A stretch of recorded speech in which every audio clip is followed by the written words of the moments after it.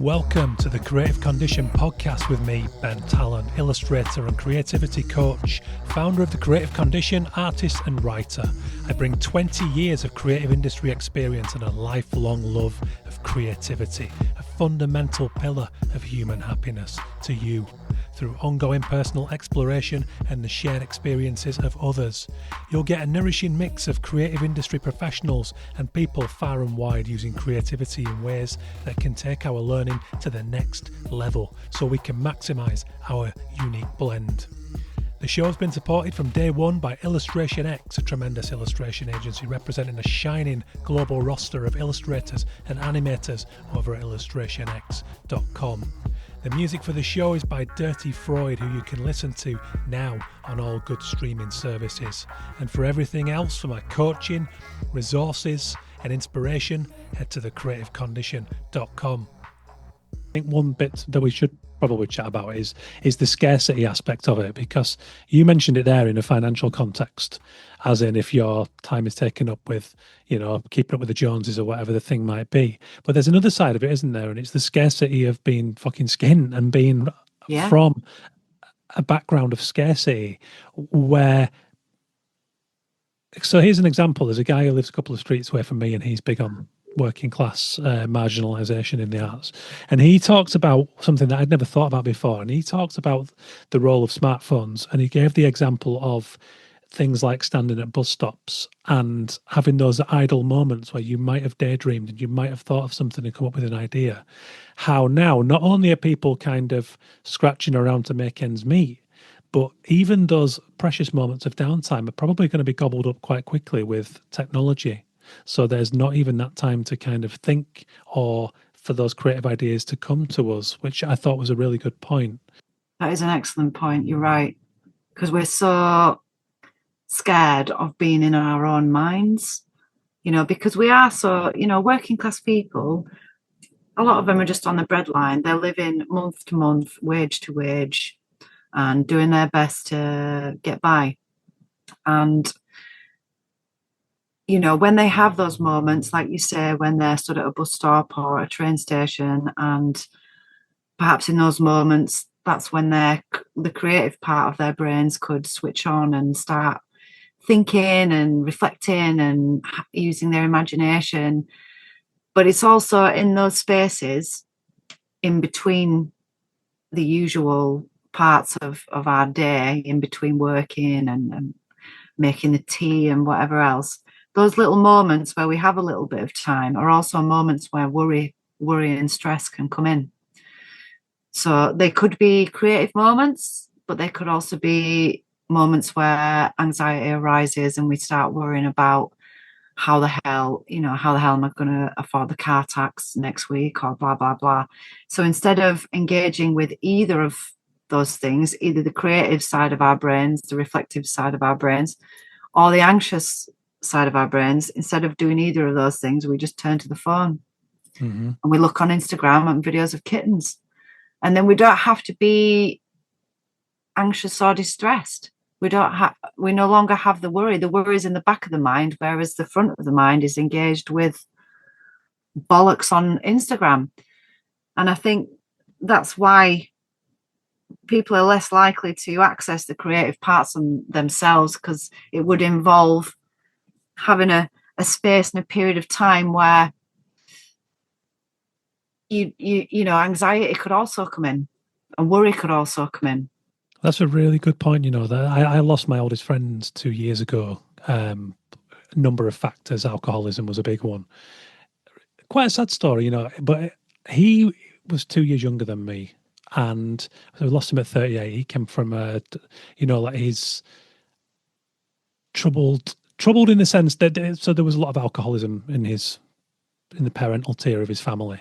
And what it led to, the irony is they were lovely people.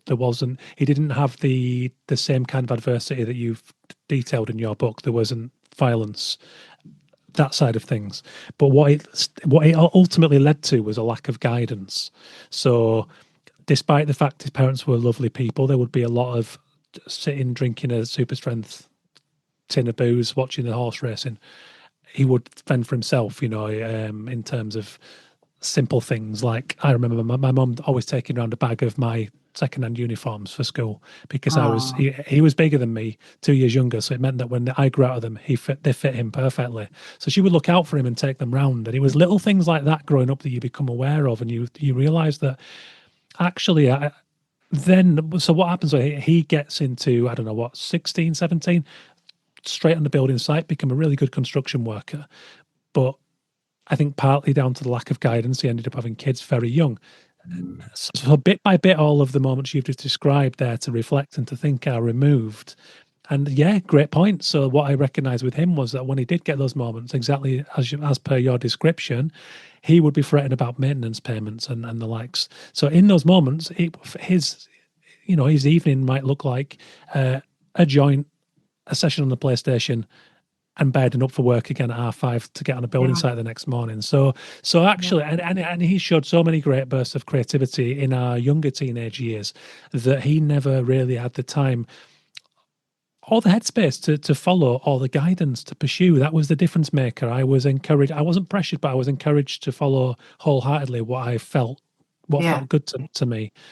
So I was always sort of aware as quite a sensitive person. I was always aware of that with him, and I just think that's so representative of so many people that come from our backgrounds and a working class background. yeah. No, you're absolutely right. And it's tragic, really, Hmm. because when you think of all that creativity and all those ideas and concepts and all that art that is there in potential in people's minds and in their hearts, and we may never ever get to experience it, and they may never ever get to reveal it to the world because they're so scared to access that space where they could create those things, because instead of creativity coming in and imagination coming in, worry, stress and anxiety would occupy that space, because you know it's hard making ends meet, living in society as it is now,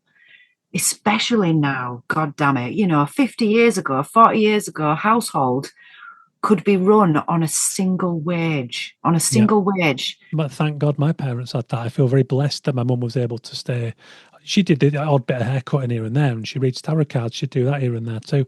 But I was, because I had a mischievous streak like the rest of them. So things, these are the marginal things where life Mm, could have taken a different turn had my mum yeah, yeah, not had the luxury of being there at home for me. So it's very interesting. Yeah.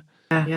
I mean, yeah, and but nowadays you can barely run a household and support a family on two full-time wages, and we're just trapped unless you make a massive decision like I did, and just think, actually, well, it wasn't a decision, was it? It was circumstantial. Got my house repossessed, and I had a Hmm. relationship breakdown, etc. So, I mean, in a way, I count myself lucky that the system spat me out. Like, Yeah. thank Yeah. God, and then here I am with all this headspace to be able to access my creativity.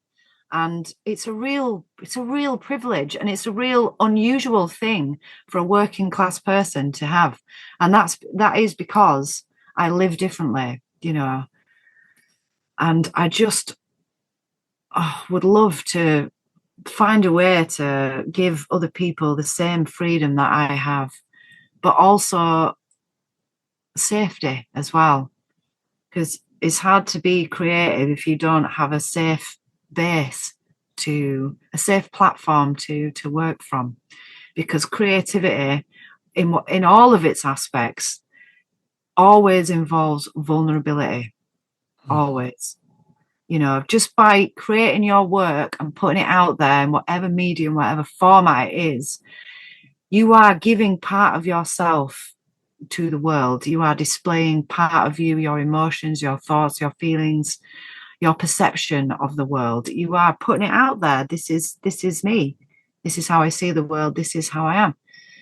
So all art involves vulnerability. And so to feel safe enough to create that art and to put that part of you out into the world, you need that stable platform. You need a safe platform. I really believe that, but some artists don't ever get that stable platform, and yet they still, they have a compulsion to put it out into the world, and which is wonderful. But often it's traumatic, or it's chaotic, or Mm-hmm. yeah, I mean, it's just really difficult, and I don't know how we could possibly affect a change where society is fairer for everyone. But having conversations like this and putting this conversation that we're having out into the world, it's still a thing, isn't it? It's still part of the change, or empowering the change that needs to happen. It absolutely is. And to your point about reflection and time, it's really interesting. But a number of the guests that I've interviewed, maybe the generation above us, have cited they say it's one of the few good things that Thatcher did, but there's to talk about the enterprise allowance scheme. I don't know if you're aware of it, but it was it was basically, there was a thing during Thatcher's government where you could take time if you had an enterprise, a small business, a freelance enterprise, whatever it looks like. There was money there for a time to support yourself for a year or so while you started that thing. And a lot of the kind of the people from our background, from a working class background, all cite that enterprise allowance scheme as a really important part of their journey, in that, they wanted to start a magazine or whatever the thing was, or write a book, or write a song even.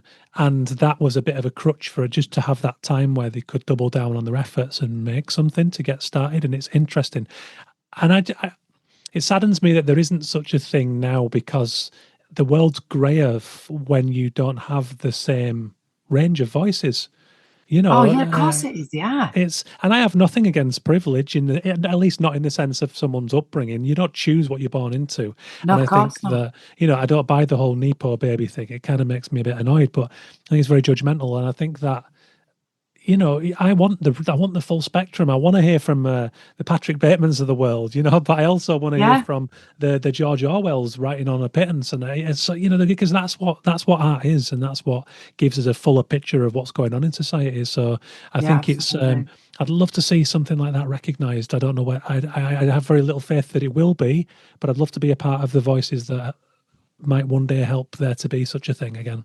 Yeah, well, there's something called the Bee in Manchester, and they focus on working class voices in the arts, particularly writers. So I've just posted my book up to them, and I've explained in the email, how difficult I've found it as someone from a underrepresented background to promote my book, promote myself, within some of the bigger publications, or because unless you already have contacts, I don't have my uncle Barry who works for the Guardian. I don't have any contacts in any of the publications who are supposed to represent and support underrepresented voices like working class people.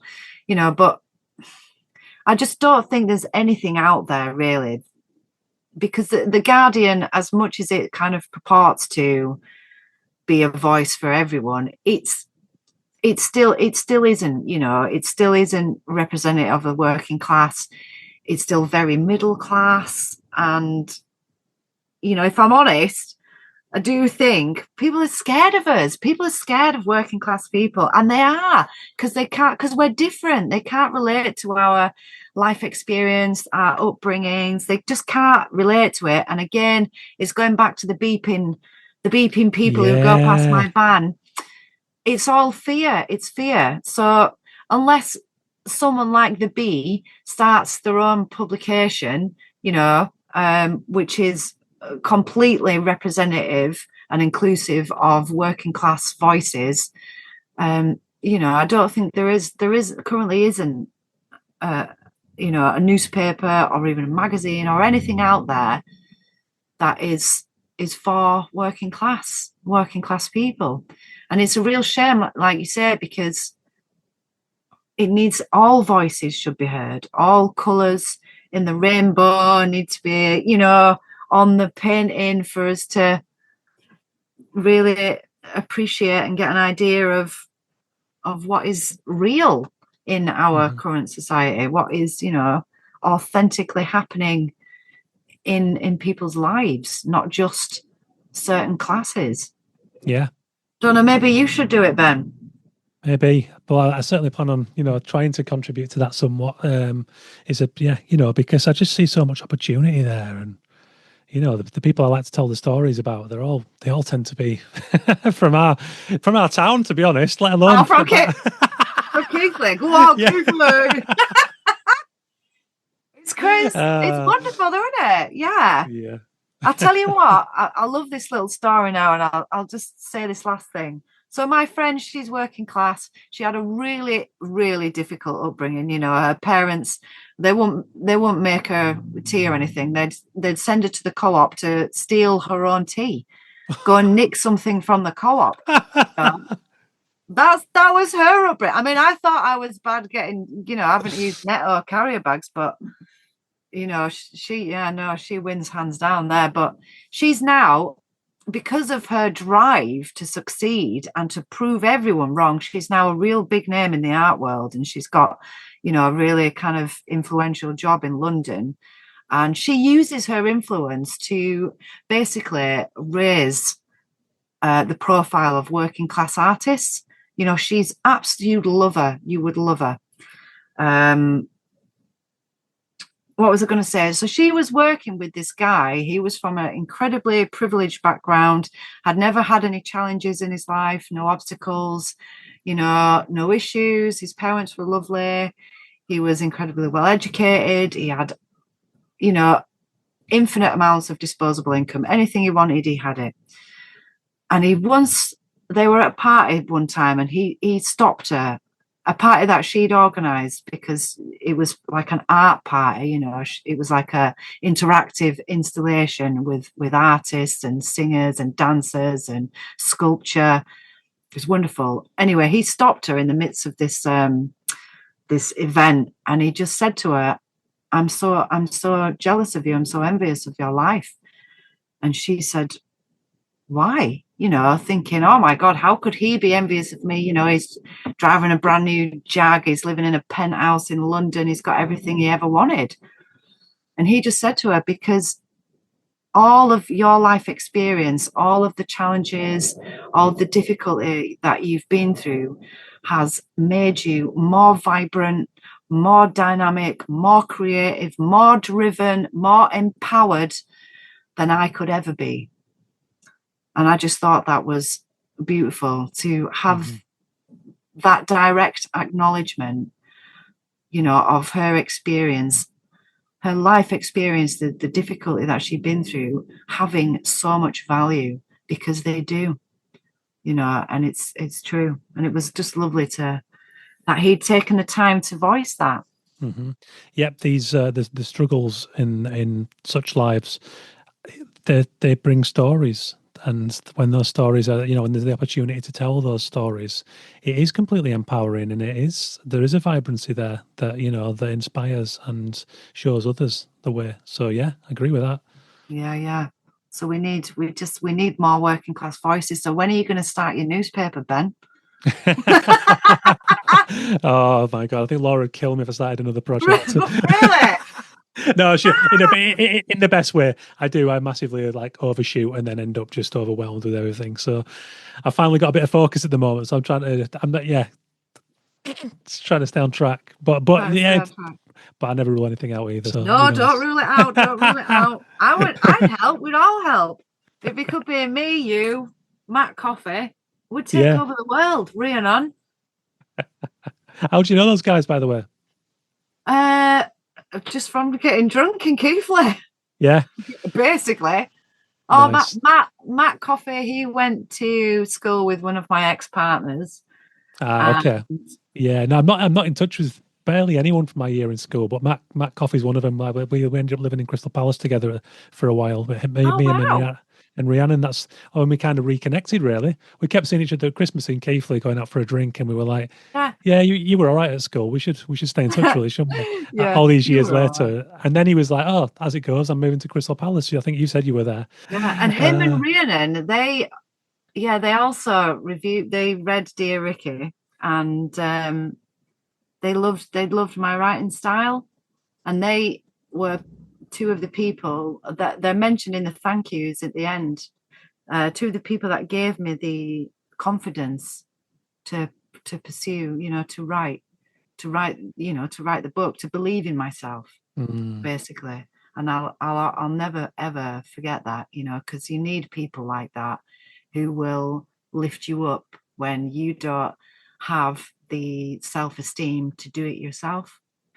And that's another thing that working class people lack. I was just going to say that. Yeah, you're absolutely right, because there's a tendency to share the problems and the anger that emanates from those problems as opposed to championing someone in a really pure way. And it's not that that doesn't go on. Like my friend that I mentioned that I lost, he was my biggest champion in many ways.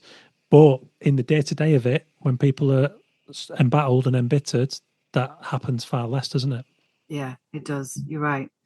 But also it's about attitude as well. I think depending on your upbringing, you don't strive for more. Do you know what I mean? You think that, oh, that's not for me. I don't deserve that. Yeah. Someone like me would never be able to do that. Whereas sometimes if someone's grown up in a more privileged background, I have a friend who's, he just expects everything good to happen and everything he wants to happen. He just expects it. I don't want to use the word entitled, but it could be applied in this situation.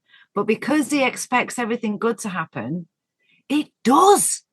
And everything he wants and everything he needs and it just handed, the universe just goes, oh, there you go. Oh, you need one of them. There you go. Oh, you need to know this person. Oh, there you go. And his life is just one big, look, it's just luck. Everything just works out for him. He's one of them. Yeah. And I think because he is subconsciously projecting that into the world because of his upbringing of privilege, that's when the universe just gives him it back. When you are projecting, oh, I don't know about that, or I don't think I'm good enough, or no one's going to like it, everyone's going to read it and think I'm an asshole, or do you know what I mean? When you're carrying that level of self-judgment, in a way you are also projecting that, and you're not going to get back what you want. We all need, especially working class people, need to find a way somehow to believe not only in ourselves, but in our work, in our creative practice, to believe in it to such an extent that we know deep within ourselves, it's amazing. It's fantastic. It's authentic. It's our voice. It's our work. And it deserves all of the attention that it's going to get, or that it will get. So I think, we need to definitely change our internal thought processes there somehow. Yeah, well, let's keep making our work, because I think it's the one of the best ways to lead by example. And I think that let's hope it encourages a few others to follow suit and tell their stories. Oh yeah, definitely, 100%, Ben. Yeah, brilliant. Well, it's been ace chatting again, and I guess people can get the book far and wide. Oh yeah, you can literally just get it anywhere. Yeah, it's nice if you can get it at an independent bookshop. I do. It's really good to support independent businesses. So there's lots of independent bookshops that sell it. A few in Yorkshire. One in Yorkshire is called Wave of Nostalgia in Haworth. A couple of my favourites in Cornwall: Edge of the World Bookshop and Climo Books, and the Falmouth Bookseller, St Ives Bookseller. They all stock my book. And most of the books in those shops are signed. There's a little individual message for everybody in there as well. Brilliant. So go out there and read my story. Don't just read my story, read Ben's story as well. Condition.